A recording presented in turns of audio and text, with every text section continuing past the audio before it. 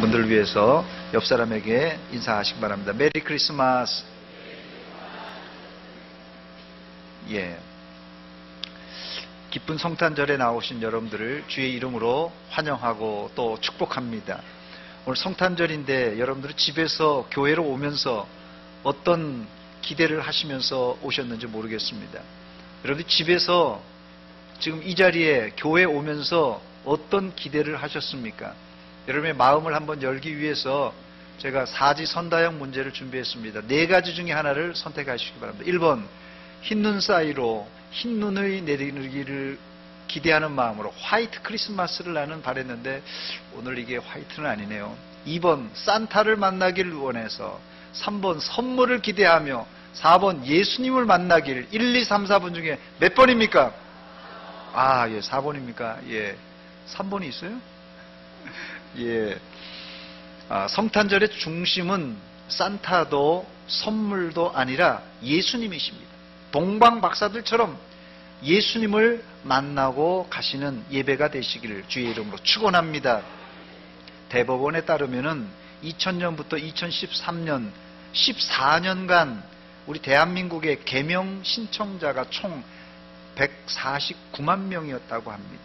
국민 100명당 3명이 이름을 바꾼 셈입니다. 2014년 지난 4월 한 달 동안 14,320명이 계명 신청을 했는데 이름을 바꾸겠다는 사람이 하루에 477명쯤 된다는 얘기입니다.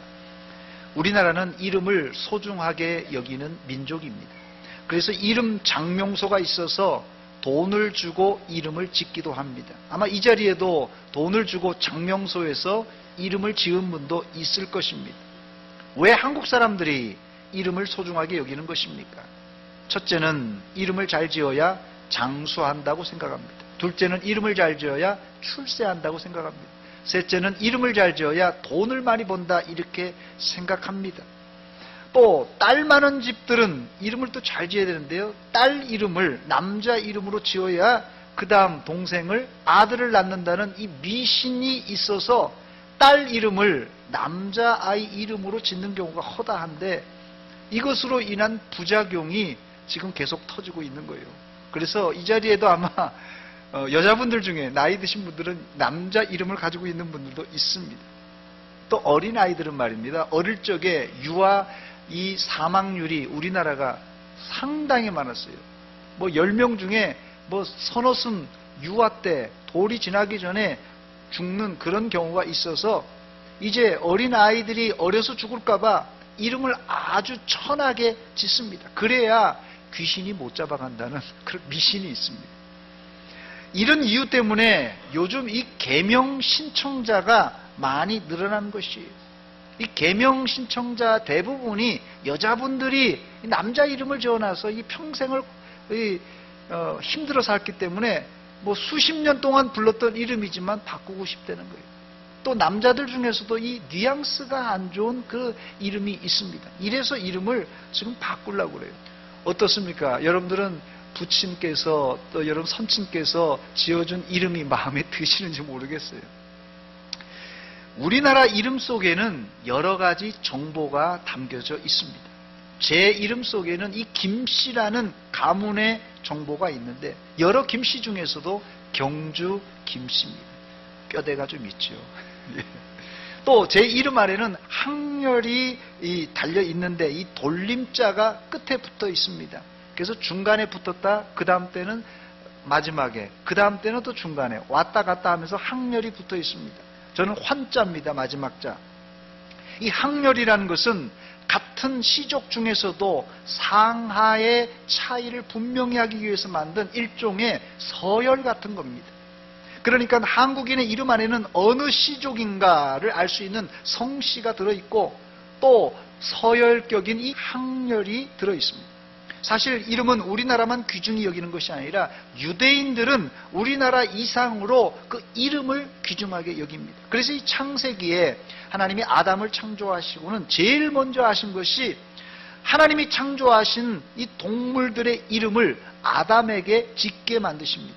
창세기 2장 19절에 보니까 여호와 하나님이 흙으로 각종 들짐승과 공중의 각종 새를 지으시고 아담이 무엇이라고 부르나 보시려고 그것들을 그에게로 이끌어 가시니 아담이 각 생물을 부르는 것이 곧 그 이름이 되었더라 그랬어요. 이름을 지어주는 것이 상당히 중요한데요. 이름은 그 사물이나 동물의 소유권과 관계가 있습니다. 여러분들이 애완견을 한 마리 분양받아서 사왔다면 제일 먼저 그 강아지의 이름을 지어줄 것입니다. 강아지의 이름. 그래서 이 내 소유라는 그런 소유권이 있어요. 또한 이 이름은 호칭을 넘어서서 그 사물, 사람이든지 동물이든지 어떤 사물이든지 그 특징을 알려줍니다. 그래서 이름은 보이지 않는 존재라 이런 말이 있습니다. 이름은 보이지 않는 존재입니다. 그래서 그 사람이 없더라도 그 사람의 이름을 연상하거나 부르면은 그 사람의 특징이나 형상이나 이런 것이 생각이 나는 거예요. 그 이름이라는 게 아주 신기한 그런 작용을 합니다. 첫째, 오늘 서론이 좀 길었는데 크리스마스라서 예수님의 이름에 대해서 살펴보려고 설명이 길었습니다. 예수님의 이름은 인간이 장명한 것이 아니라 신적 기원, 즉 천사가 예수님의 육신의 아버지 요셉에게 고지해 준 이름입니다. 본문 21절에 아들을 낳으리니 이름을 예수라 하라. 이는 그가 자기 백성을 그들의 죄에서 구원할 자이심이라 했습니다. 예수라는 이름은 사람이 지은 이름이 아니라 천사가, 아니 하나님이 지은 이름입니다. 예수님의 이름의 뜻은 자기 백성을 그들의 죄에서 구원할 자란 뜻입니다. 왜 메시아에게 예수라는 이름이 필요했던 것입니까? 그 이유는 이름 안에 이미 메시아가 이 땅에 오셔서 할 사역, 사명이 담겨져 있어서 그렇습니다. 예수님이 이 땅에 오신 이유는 남의 백성이 아니라 자기 백성을 죄에서 구원하기 위해서 오셨습니다. 예수님은 아주 분명한 사명을 띠고 이 땅에 오셨습니다. 그러나 문제는 이 사명은 어떤 인간도 이룰 수 없는 불가능한 사명입니다. 그렇다면 예수님은 이 사명을 어떻게 감당할 수 있었습니까? 그 비밀이 오늘 본문에 나오는데 본문 20절에 보니까 이 일을 생각할 때란 말은 예수님의 육신의 아버지 요셉이 이제 마리아가 임신했다는 소문을 듣고 가만히 약혼 관계를 끊으려고 할 때, 그것을 생각할 때 주의 사자가 현몽하여 뭐라고 합니까? 다윗의 자손 요셉아, 내 아내 마리아 데려오기를 무서워하지 말라. 그에게 잉태된 자는 성령으로 된 것이라 이렇게 말했어요. 요셉은 처음에 마리아를 어떻게 생각했냐면요, 자기 말고 다른 남자와 동침한 부정한 여인으로 생각했습니다.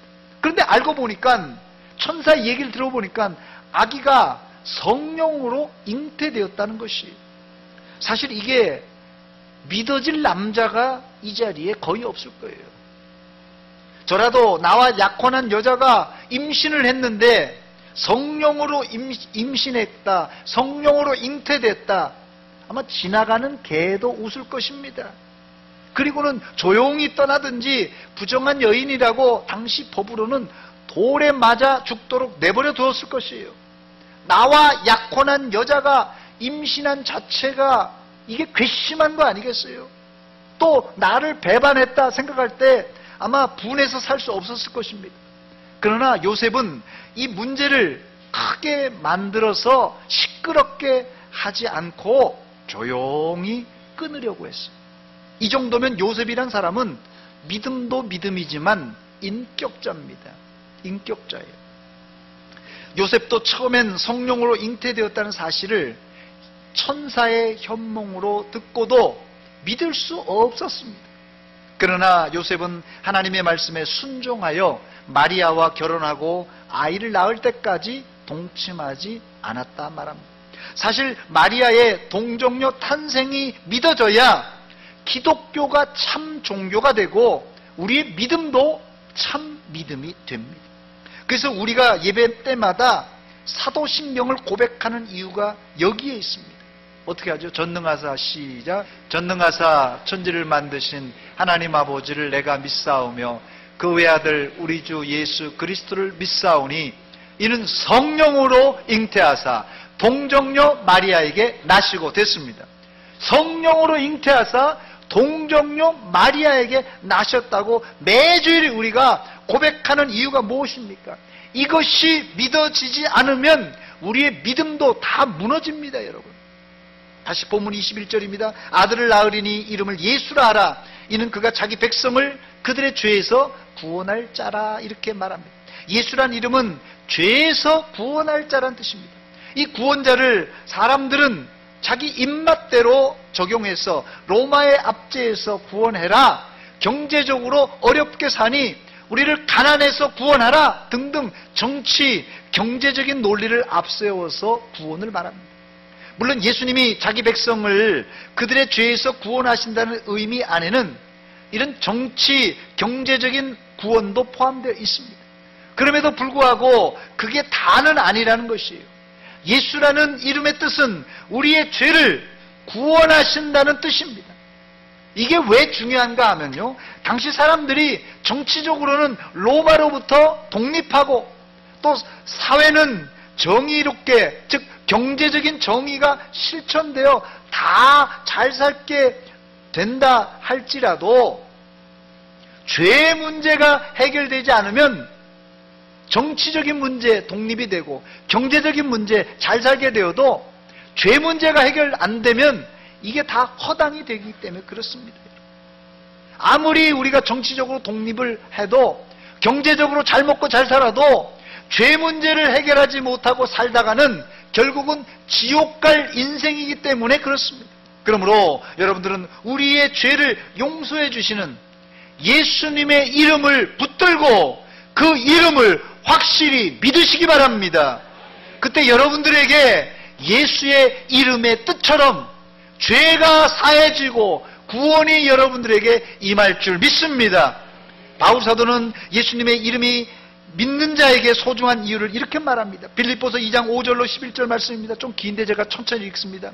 너희 안에 이 마음을 품으라. 곧 그리스도 예수의 마음이니 그는 근본 하나님의 본체시나 하나님과 동등됨을 취할 것으로 여기지 아니하시고 오히려 자기를 비워 종의 형체를 가지사 사람들과 같이 되셨고, 이걸 성육신이라고 합니다. 사람들과 같이 되셨고 성육신 하셨고 사람의 모양으로 나타나사 자기를 낮추시고 죽기까지 복종하셨으니 곧 십자가에 죽으심이라. 이러므로 하나님이 그를 지극히 높여 모든 이름 위에 뛰어난 이름을 주사, 모든 이름 위에 뛰어난 이름을 주사 하늘에 있는 자들과 땅에 있는 자들과 땅 아래에 있는 자들로 모든 무릎을 어디에요?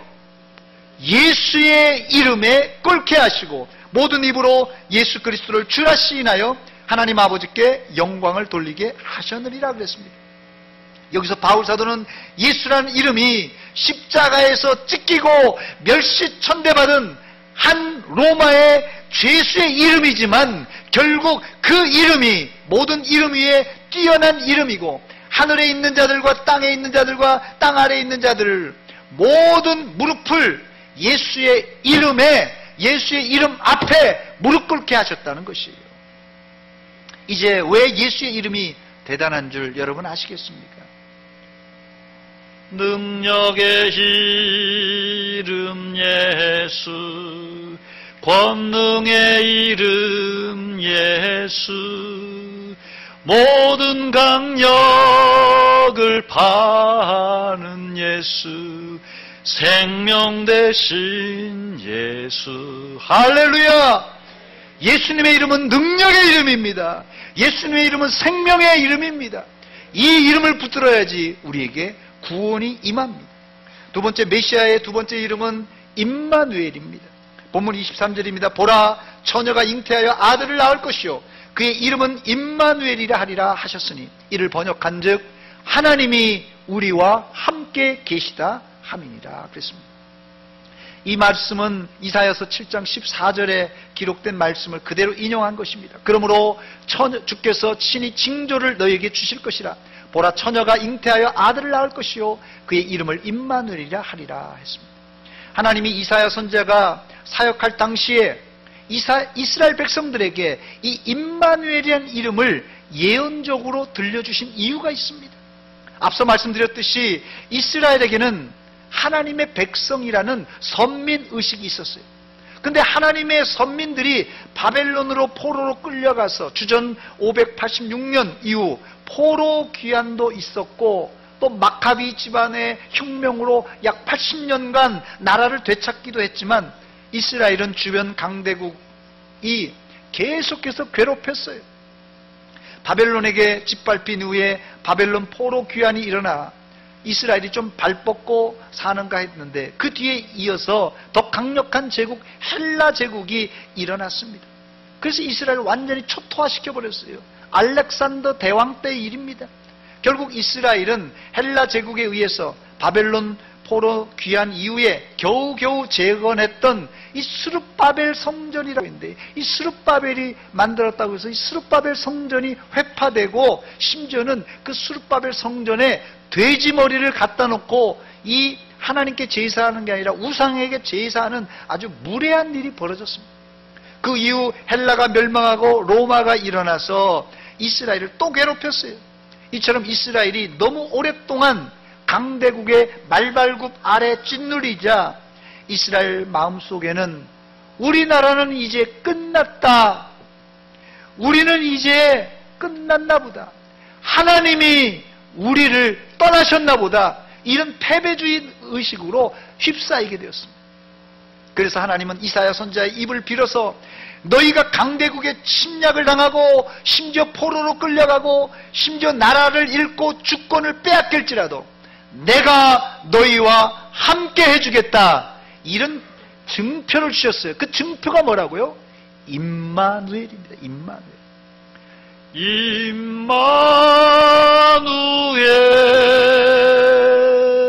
임마누엘, 그 이름은 임마누엘, 우리와 함께하네. 그 이름은 뭐라고요? 임마누엘. 할렐루야.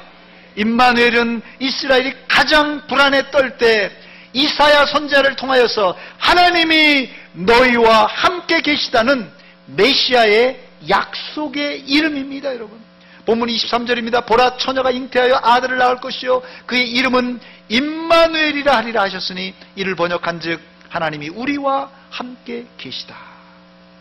혹시 지난 1년 동안 사고 때문에, 질병 때문에, 그의 어려움 때문에 고독과 고통 그리고 아픔이 있었던 분들이 있습니까?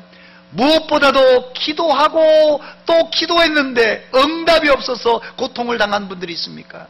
하나님은 여러분들과 함께 하시며 임마누엘 하시며 여러분들의 아픔과 함께 하시며 또 때가 되면, 때가 차면 그 아픔을 말끔히 씻어주시고 구원해 주실 뿐입니다. 이 한 가지 사실만 붙들더라도 우리는 고통과 아픔 가운데서도 든든히 살아갈 수가 있습니다. 이제 말씀을 마칩니다. 오늘 성탄절입니다. 예수란 이름이 자기 백성을 그들의 죄에서 구원할 자라는 구원자의 이름입니다. 임마누엘이라는 이름이 하나님이 우리와 함께 계시다는 뜻이에요. 이 두 가지 이름만 기억하더라도 환난과 고난 가운데서도 염려 걱정하지 않고 능히 극복할 줄 믿습니다. 이 예수라는 이름과 임마누엘이라는 이름은 과거 2000년 전에 이스라엘 백성들에게만 필요한 이름이 아니라 현재를 살고 있는 우리에게도 아주 절실한 이름이 예수라는 이름, 임마누엘이라는 이름입니다. 이제 다시 오실 예수님을 기다리시면서 임마누엘 하시는 예수님을 지금도 알지 못하는 사람들이 천지에 있어요. 이 문화동과 대전시에, 대한민국의 온 세상에 이 예수님, 예수라는 이름, 임마누엘의 이름을 알지 못하는 사람들이 천지에 깔려 있습니다. 여러분들의 그 이웃들에게 이 예수의 이름을, 임마누엘의 이름을 증거하는 증인이 되시기를 주의 이름으로 축원합니다. 그래서 여러분들 어디를 가든지 기쁘다 구주 오셨네, 우리가 찬송을 불렀는데요. 기쁘다 구주 오셨습니다. 이 구주를 많은 사람들에게 증거하는 증인들이 되시기를 주의 이름으로 축원합니다. 기도합니다. 하나님 아버지, 이 아침에 성탄의 기쁨을, 감격을 하나님께 올려드리며 오늘 이 시간 예배드립니다. 오늘 말씀을 통하여서 예수라는 이름, 임마누엘이라는 이름을 우리 마음에 간직하게 하시고 역경과 고통과 아픔 가운데서도 능히 승리하게 하여 주시옵소서. 또한 이 예수의 이름, 임마누엘의 이름을 알지 못하는 자들이 우리 주변에 너무 많이 있습니다. 예수의 이름, 구원의 이름을 저들에게 증거함으로 말미암아 우리와 함께 천국 백성 되게 하여 주시옵소서. 예수님의 이름으로 기도하옵나이다. 아멘. 122장